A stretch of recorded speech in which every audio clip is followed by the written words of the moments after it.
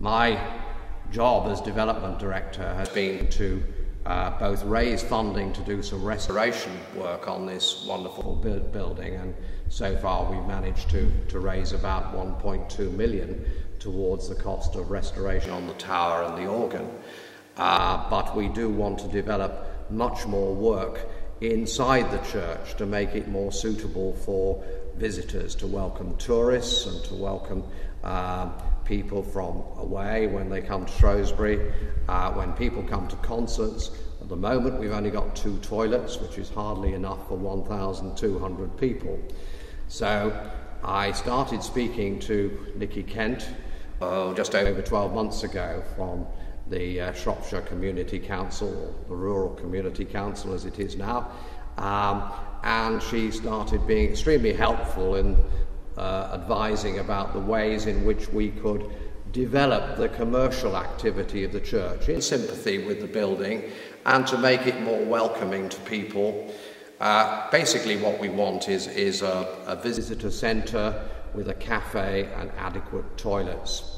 And the only way really of creating the space for that is to actually dig underneath the church and create a crypt, which is a fairly expensive operation, but we probably have got some funding which will be in place for that, and English Heritage, who've been to look at the project along with the Church Buildings Council, are very enthusiastic about the ideas that we are generating.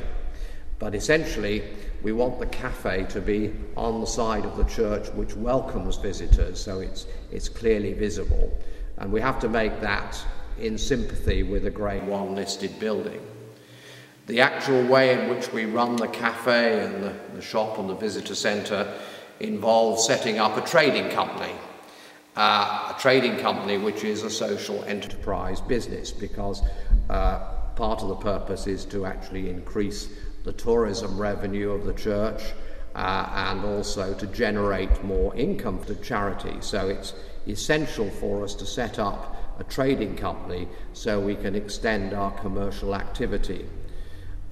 Churches these days have to be realistic about the ways in which they fund themselves, and many of the larger churches like this one, cathedrals too, have got social enterprise businesses associated with them. Now, as somebody who was more concerned initially with seeing that the building was restored and raising funds for that, I didn't feel that I was an expert in setting up a social enterprise business, and so that's where I called on the help of the Shropshire Community Council and Nicky Kent. And we've taken her up the tower and shown her the plans, and she's enthusiastic, but she's also guiding us and helping us.